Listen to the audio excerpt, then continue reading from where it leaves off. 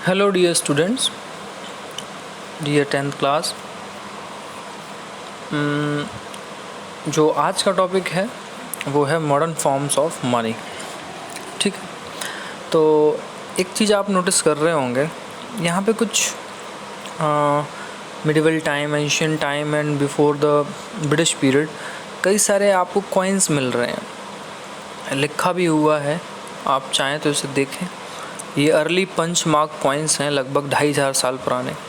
इस तरह के सिक्के चलते थे। ये गुप्त के टाइम के कॉइन्स हैं, इस पर समुद्रगुप्त और बाद के जो चंद्रगुप्त हुए हैं उनकी आप देख सकते हैं, वो लगी हुई है। हिस्ट्री में आप पढ़ेंगे तो आप ये चीज़ें समझ सकते हैं। और ये भी उनके पीरियड का टाइम, मतलब बाद में कहते हैं कि गुप्त पीरियड के टाइम पे भी गोल्डन कॉइन्स चले थे और सिल्वर के भी। ये तुगलक के टाइम के कॉइन्स हैं, आप देख सकते हैं। इस पे फ़ारसी में कुछ अलग चीज़ें लिखी हुई हैं। और ये अकबर के टाइम की गोल्ड की मोहर है, आप देख सकते हैं। इस पे भी फ़ारसी बहुत कुछ लिखा हुआ है। और जब आप आज की डेट में आते हैं स्टूडेंट्स, तो आप पाते हैं कि ये आपका मॉडर्न कॉइन है। और आप देखते हैं कि इसमें भी अब चेंजेस हो गए हैं, सिक्कों में बदलाव होते रहते हैं। बट मेनली बदलाव ये है कि ये अब सिल्वर का होता है। ठीक, ये गोल्ड का या फिर किसी अदर फॉर्म में नहीं है।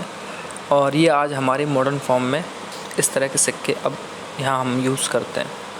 तो बात आती है टॉपिक की, मॉडर्न फॉर्म्स ऑफ मनी की। आज ऐसे कौन कौन सी फॉर्म है जिसमें आप मनी को देख सकते हो, यूज़ कर सकते हो, उसको आप एज ए एक्सचेंज यूज़ कर सकते हो। तो वो कौन सी चीज़ें हैं, सोच के देखिए, तो वो आप इस टॉपिक में आपको आगे समझने को मिलेगा। We have seen that money is something that can act as a medium of exchange and transactions. हम हमेशा देख सकते हैं, ये चीज़ आपने लास्ट के पेज के टॉपिक पे भी पढ़ी थी बेटा, मीडियम ऑफ एक्सचेंज भी जाना था आपने। आप देख रहे थे कि जो मनी होता है वो कुछ ऐसी चीज़ है, वो इस तरह से वर्क करता है कि मीडियम ऑफ एक्सचेंज की तरह वर्क करता है ट्रांजेक्शन्स में। ठीक है, before the introduction of coins. अब जैसे आप बात करोगे किसकी, कॉइन्स की, मतलब जब कॉइन्स आए थे, इंट्रोडक्शन आया था। A variety of objects was used as money, मतलब कई तरह के। आप देखो ना, आप इस तरह के देख सकते हो, आप इस तरह देख सकते हो, आप इस तरह देख सकते हो, आप इस तरह देख सकते हो। आप मतलब कई तरह की वैरायटी देख सकते हो, इवन तांबे के, चांदी के, सोने के, है ना। और वो एक कांसा होता है, उसके टिन के भी यहाँ तक के सिक्के चले हैं एक टाइम पे, एक पीरियड में। तो जब टिन के चलते हैं, दैट मीन्स आप पीरियड को समझ सकते हैं वो कितना इकोनॉमिकली डाउन रहा होगा। अकबर के टाइम पे सोने की मोहर है या गुप्त के पीरियड में सोने के सिक्के हैं, तो दैट मीन्स वो सबसे फ्लोरिश टाइम रहा होगा, गोल्डन पीरियड रहा होगा। ओके, तो वो ऑब्जेक्ट क्या था बेटा, मनी की तरह यूज़ हो रहा था। For example, since the very early ages Indians used grains and cattle as a money. आप पहले भी पढ़ चुके हैं बार्टर सिस्टम में। अगर आप अपने घर में बड़े दादा दादी से पूछें, जो घर के बड़े लोग हैं, तो जब वो उनका टाइम रहा होगा अर्ली एज में, तो आप उनसे पूछना, तो वो आपको बताएंगे कि भैंस के बदले भैंस देना, गाय के बदले गाय दान देना, जो बैल होते थे हल जोतने के लिए, उसके बदले वो चीज़ देना। ऐसी चीज़ों का यूज़ बहुत होता था उस टाइम पे, मनी को यूज़ नहीं किया जाता था। तो कैटल्स को, ग्रेन्स को, अनाज को यूज़ किया जाता था मनी के तो जगह पे। Thereafter came the use of metallic coins. तब बाद में धातुओं के सिक्के आए हैं, चाहे इसमें गोल्ड हो, सिल्वर हो, कॉपर हो, coin. A phase which continued well into the last century. और ये पूरा एक ऐसा टाइम रहा है बेटा कि जब आप 1900 तक के टाइम पे आप ये सारे सिक्के देख सकते थे, समझ सकते थे। 1857 तक भी, क्योंकि मुगल्स थे, बहुत सारी चीज़ें थी। आफ्टर दैट ब्रिटिश ने बहुत सारे यहाँ चेंजेस किए आगे, तो ये सारी चीज़ें वहाँ पे टोटली बदल चुकी थी आगे सारी। ठीक है, तो एक जो पहला फॉर्म आएगा बेटा, उसमें हम बात करने वाले हैं करेंसी की।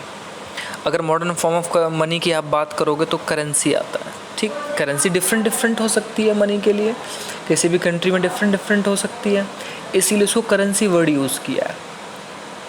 कॉइन में, अब कॉइन नहीं चलता ना अपने यहाँ, अब तो बेटा कागजी नोट भी तो चलता है ना आपका, पेपर मनी। वो चीज़ भी आपकी ऐड अभी हुई है मॉडर्न टाइम में आके। Okay, modern forms of money include currency. Modern form में अगर आप मनी को यूज़ करेंगे तो उसमें करेंसी है, पेपर नोट्स हैं एंड कॉइन्स। पेपर नोट्स भी मिलेंगे आपको, कॉइन्स भी मिलेंगे। और आज आप देखते हैं अपने आसपास, unlike the things that were used as money earlier, वो जो सारी चीज़ें पहले मनी के तौर पे यूज़ होती थी, चाहे वो बार्टर सिस्टम में आती हों। Modern currency is not made of precious metal such as gold. आज की अगर आप बात करें तो हमारी करेंसी बेटा गोल्ड के मेटल से उससे तो बनी हुई तो बिल्कुल नहीं है, सिल्वर और कॉपर से भी नहीं है, मिक्सचर है। And unlike grain and cattle, और ना ही हमारी आज की जो मॉडर्न फॉर्म है ग्रेन और कैटल पे बेस्ड है। अब आप कह सकते हो सर गांव में आज भी होता है, हाँ वो एक लोकल लेवल पे हो सकता है, बट स्टेट लेवल की बात करें, कंट्री लेवल की बात करें, इंटरनेशनल ट्रेड की बात करें तो वो नहीं होता है। They are neither of everyday use, अब वो डेली यूज़ में नहीं है। देखो उस पर लिखा है साफ साफ, वो आपका एक टाइम पे हो सकता है बट वो पॉपुलर नहीं है। 100 लोगों में से 2, 4, 6, 10 लोग भी करते हैं तो सिर्फ 10% लेवल पे, 90% नहीं कर रहे हैं। The modern currency is without any use of its own. अब जो मॉडर्न करेंसी है वो इसी तरह के अपने यूज़ में है, लेकिन उसका वो यूज़ नहीं है जैसे कि पहले कैटल्स और ग्रेन्स का होता था, ठीक उस वे में। मनी के बदले मनी ही है आज, ठीक, चाहे आप सेलर हों चाहे बायर, आप जब भी चीज़ देंगे तो पैसा ही देंगे, और वो भी कहीं से पैसा लेके दे के ही चीज़ों को लाएगा। मनी हर जगह रन करेगा। ओके, एक क्वेश्चन आएगा छोटा सा, ये छोटी छोटी चीज़ें आपको बेटा इंपॉर्टेंट हैं, आप कोशिश करें कि इनको आप रख सकें, नोट कर सकें। Why is it accepted as a medium of exchange? किसके लिए पूछा है बेटा? मनी के लिए पूछा है। इसको एक्सेप्टेड क्यों करते हैं एक्सचेंज के? तो आंसर क्वाइट सिंपल है, it is accepted as a medium of exchange because the currency is authorised by the government of the country. वो जो पेपर नोट की बात हो रही है बेटा, वो जो सिक्के की बात हो रही है, आप देखते होंगे उस पर RBI गवर्नर के साइन होते हैं, और उस पर एक इंग्लिश में हिंदी में एक नोट लिखा होता है कि मैं धारक को इतने रुपए अदा करने का वादा करता हूँ, I promise to the bearer, याद है? तो वो किसका नोट है पता है आपको? वो RBI का है, रिजर्व बैंक ऑफ इंडिया का। वो गवर्नमेंट अथॉरिटी, रेगुलेटरी अथॉरिटी है, वो रेगुलेट करती है बैंक्स को। तो कहने का मतलब है जब ये क्वेश्चन आया है यहाँ से कि why money is accepted as medium of exchange, तो आंसर बहुत सिंपल है, ये आप लिखेंगे अपनी नोटबुक में। It is accepted as a medium of exchange because the currency is authorised by the government of the country. भाई कंट्री की जो गवर्नमेंट है उसे ऑथराइजेशन मिला हुआ है, इसलिए पूरी कंट्री में चीज़ दौड़ रही है, वरना कागज़ की उस चीज़ की वैल्यू क्या होगी? अब ये सारे इंपॉर्टेंट नोट्स बेटा आपके यहाँ से शुरू हो जाते हैं, आप थोड़ा सा इस पे ध्यान दीजिएगा। ये तो था पहला, अब ये है दूसरा। द सेकंड क्या है? In India the reserve bank of India issues currency notes on behalf of the central government. हमारे यहाँ बेटा सिक्के या जो नोट हैं उन्हें कौन जारी करता है? रिजर्व बैंक ऑफ इंडिया जारी करता है। किसके बिहाफ पे करता है? सेंट्रल गवर्नमेंट के बिहाफ पे। As per Indian law, Indian कानून के मुताबिक नो अदर इंडिविजुअल, और ना ही कोई खुद अपने आप में, और ना ही कोई ऐसे इंस्टीट्यूशन है जो पैसे को मतलब प्रिंट कर सकती है, सिर्फ RBI ही कर सकता है। देखो इस पर लिखा है organisation is allowed to issue currency.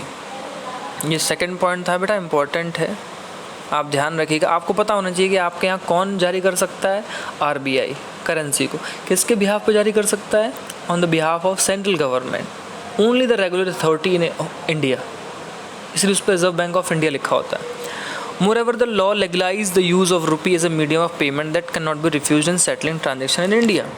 और लॉ की बात करें, कानून की बात करें, तो आपको भी पता है कि जो पेमेंट है ना रुपी का, वो कोई भी मना नहीं कर सकता इंडिया में उसको लेने से। क्यों? क्योंकि उसको ऑथराइजेशन मिला हुआ है ना, इसलिए तो चीज़ रन कर रही है properly. Okay, no individual in India can legally refuse a payment made in rupee. आप कानूनी रूप से कभी भी इंडियन रुपीज़ में लेन देन को, ट्रांजेक्शन्स को लेने से मना नहीं कर सकते कि वो एक्सेप्टेड है, और कोई भी नहीं कर सकता। Okay, hence the rupee is widely accepted as a medium of exchange. इसीलिए रुपी, अब रुपी हमारा क्या है बेटा, आप याद कीजिए, करेंसी ही तो है ना, इसीलिए उसको एक्सेप्ट किया जाता है मीडियम ऑफ एक्सचेंज के तौर पे। उसका यूज़ हर जगह, हर कोई उसको ले रहा है और अपने ट्रांजेक्शन्स कर रहा है। फिर आती है बात डिपॉजिट विद बैंक की, इसको आप समझें, वो तो कैश की बात हो गई, नोट की बात हो गई, कॉइन की बात हो गई, अब आती है बात बैंक में, जहाँ चेक वगैरह भी चीज़ें होंगी, ठीक, उसको समझिए आप। The other form in which people hold money is deposit with bank, जो एक अदर तरीका है जिसमें लोग अपने पैसे को होल्ड रखते हैं, बचा के रखते हैं, वो कैसा है कि आप डिपॉजिट करते हैं उसको बैंक में। At a point of time people need only some currency for their day to day needs. अच्छा, होता क्या है एक टाइम पे लोगों को अपने डेली नीड्स के कुछ पैसे की ज़रूरत होती है। For instance workers who receive there salary at the end of each month have extra cash at the beginning of the month. अब आप इस चीज़ को ऐसे समझें, चाहे मान लीजिए मैं ही हूँ, मैं आपका टीचर हूँ, मुझे मंथली एक सैलरी मिलती है, तो बिगिनिंग में, हालांकि आज तो अकाउंट में आ रहा है, आप उस तरीके से ना समझें, मैं इसको अलग वे से समझाना चाह रहा हूँ, पहले आप वो समझें। मान लीजिए मैं टीचर हूँ, बैंक खाते मान लीजिए नहीं थे, तो मुझे सैलरी कैश में मिलती, तो कैश जब मुझे मिलता है बिगिनिंग में तो बहुत सारा कैश होता है, और उसके बाद वो खर्च हो जाता है, सिंपल सी बात है ना। और धीरे धीरे वो यूज़ करते करते मेरा सारा खर्च हो जाता है। लेकिन फिर क्या आया, फिर एक सिस्टम, बैंकिंग सिस्टम, उसमें क्या है, फिर एक क्वेश्चन आता है कि what do people do with the extra cash, उस एक्स्ट्रा कैश क्या करें। तो सिंपल सी बात है स्टूडेंट्स कि आप जितनी नीड है आप उसको अपना खर्च के लिए रखें, बाकी सारे पैसों को आप डिपॉजिट कर दें बैंक में, जिससे कि आपको रेगुलरली एक इंटरेस्ट मिलता रहे। तो जब ये कंसेप्ट आया तो सारे वर्कर्स की सैलरी अकाउंट में आने लगी, उसी बेस पे वो उस पैसे को निकालने लगे, बाकी सारा पैसा बैंक के पास होता है, बैंक उसको अलग तरीके से यूज़ कर सकती है, ठीक। They deposit it with the bank by opening a bank account their name. ये जो एक तीसरा क्वेश्चन यहाँ पे है, what do people do with the extra cash, तो उसका आंसर क्या है, यहाँ से they deposit with the bank by opening a bank account in their name, अपने नाम से बेटा एक खाता खोलते हैं। Bank accepted the deposit and also pay an amount of interest on the deposit. ये पूरा आंसर आप इसमें लिखेंगे। बैंक जब ये डिपॉजिट एक्सेप्ट करती है तो उसके बाद वो इंटरेस्ट भी देती है जो पैसे आप जमा कर रहे हैं, सेविंग अकाउंट जिससे बोलते हैं। हम सब टीचर्स का और सैलरीड पर्सन का होता है, आपके मदर फादर अगर जॉब करते हैं सैलरीड हैं तो उनका भी ऐसे ही होता है। And this way people's money save with the banks and its earn an amount as interest. इस वजह से लोगों का पैसा भी सेफ रहता है और उन्हें उस पर इंटरेस्ट भी मिलता है। कुछ लोग कह देते हैं सर माल्या मोदी इतने सारे लोग पैसे लेके भाग जाते हैं तो सेफ भी तो नहीं है। हाँ आप कह सकते हैं साइबर फ्रॉड हो रहा है, इतना सारा internet bank fraud, mobile banking fraud हो रहा है, तो आप कह सकते हैं यस होता है, बट उसकी जिम्मेदारी सबको लेनी होती है। एक ही तरफ से सिर्फ आप किसी को दोष देंगे तो वो गलत होगा। Okay, people also have the provision to withdraw the money as then way you require. और बैंकिंग में ऐसा एक लॉ बनाया गया, प्रोसीजर बनाया गया, धीरे धीरे ATMs की सुविधा आई कि लोगों को जब ज़रूरत हो पैसे निकालने की तो वो उसको विदड्रॉ कर सकें। Since the deposit in the bank account can be withdraw on demand, this deposit are called demand deposit. ये चौथा क्वेश्चन हो गया आपका। क्वेश्चन क्या है, what is demand deposit.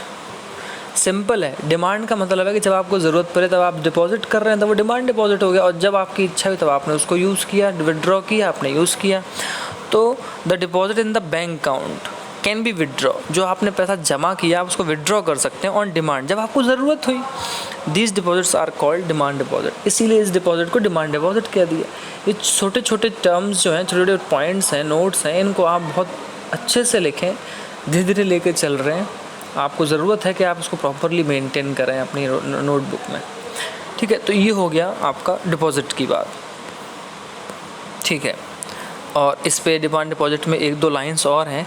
Demand deposit offer another interesting facility, एक और फैसिलिटी देते हैं। In this facility which land it the essential characteristics of money that of a medium of exchange. आप एक काम ये भी तो कर सकते हैं ना, एक्सचेंज के तौर पे उसको यूज़ कर सकते हैं। आप डिजिटली पेमेंट भी तो कर सकते हैं। आपको बाहर कैश निकालने की ज़रूरत नहीं है, आपको ज़रूरत है किसी को पेमेंट करने की या किसी को रिसीवर को देने के लिए, तो आप उसको डिजिटली भेज सकते हैं। आप मेरी बात समझे। लेकिन वो मीडियम क्या हो गया, मीडियम हो गया डिजिटल। किसका, पैसे का, मनी का ट्रांजैक्शन जो हुआ वो किसकी फॉर्म में हुआ, डिजिटली हो गया। ये मैं आपको आज के टाइम की बात को लेके समझा रहा हूँ। तो वो चीज़ भी तो मीडियम ऑफ एक्सचेंज की तरह यूज़ हो गई। आपने किसी को चीज़ दी, आपने उसके बैंक में खाते में पैसे भेज दिए, तो वो होता है कि एक ऐसी फैसिलिटी बन जाती है जो लैंड मतलब देती है essential characteristics of money medium of exchange की तरह। You would have heard of payment being made by cheques. अब यहाँ बात किसकी की है, चेक की। मैं बात कर रहा हूँ डिजिटली UPI की। वो एक ही तरह का फॉर्म हो गया बेटा। चेक पे आप पैसे नहीं दिखते हैं, आप अमाउंट लिखते हैं, तब वो जाके वहाँ से निकाल के तब अपने पैसे लेता है। ऐसे ही डिजिटली में होता है, आप किसी के बैंक में ट्रांसफ़र कर देंगे, वो खुद निकाल लेगा जाके, आपको कैश देने की ज़रूरत ही नहीं है। This is the special features, ये सबसे अच्छा फीचर है आज के टाइम पे अगर डिजिटल की बात करेंगे आप तो वही कहता है कि चेक को यूज़ किया है इंस्टेड ऑफ कैश के for payment through cheque. The payer who has an account with the bank, simple सी बात है, जो पेयर है जिसे पैसा देना है उसका बैंक में अकाउंट होता है, वो उसी चेक से सबको पैसे देता है। Make out an cheque for the specific amount, वो अपने चेक से उस स्पेसिफिक अमाउंट को लेंड कर देता है। इट चेक, अब ये यहाँ से आ गया फोर्थ या फिफ्थ पॉइंट, चेक क्या होता है। तो a cheque is a paper instructing the bank to pay a specific amount from the person account to the person in whose name the cheque has been issued. ये उसकी definition हो गई, किसकी, check की। फिफ्थ क्वेश्चन, चेक क्या होता है, एक पेपर होता है जिस पर इंस्ट्रक्शंस दिए होते हैं बैंक के कि वो पे कर सकते हैं कि स्पेसिफिक अमाउंट को किसी पर्सन के अकाउंट से उस पर्सन के अकाउंट में जिसके नाम से उसको इशू किया गया है। जैसे मैं हूँ तो मैं बेटा पेयर हूँ, मैं आपको दे रहा हूँ तो आप इशू करने वाले पर्सन है, आपके नाम से इशू करना है, तो आप के नाम से इशू करना है, तो आपके अमाउंट को मैं स्पेसिफिक कर दूंगा उस चेक पे, तो आप उसको जाके अपने बैंक अकाउंट में लगा के उस पैसे को विड्रॉ कर सकते हैं, वो आपके बैंक खाते में उतने पैसे आ जाएंगे। ये होता है तरीका। मैं इस चैप्टर को इतना ही स्लोली लेके चलूँगा, छोटी छोटी चीज़ें बहुत सारी आ गई आज, चेक आया, डिमांड डिपॉजिट आया, special feature of demand deposit आया, तो इन सब चीज़ों को बेटा लेके समझना। करेंसी, पेपर नोट, आरबीआई, और ये मतलब कई टर्म हो गए, आई थिंक यही हैं सारे 4 या 5 टर्म थे, इनको समझना, इनको लेकर चलना आपके लिए ज़रूरी है। धीरे धीरे आपको ये चैप्टर और भी इंटरेस्टिंग लगता रहेगा और बहुत जल्दी इसी धीरे धीरे स्पीड से फिनिश होगा। ओके स्टूडेंट्स, तो आज के लिए इतना ही, फिर कल इससे आगे हम इसको चैप्टर को बढ़ा देंगे। Thank you.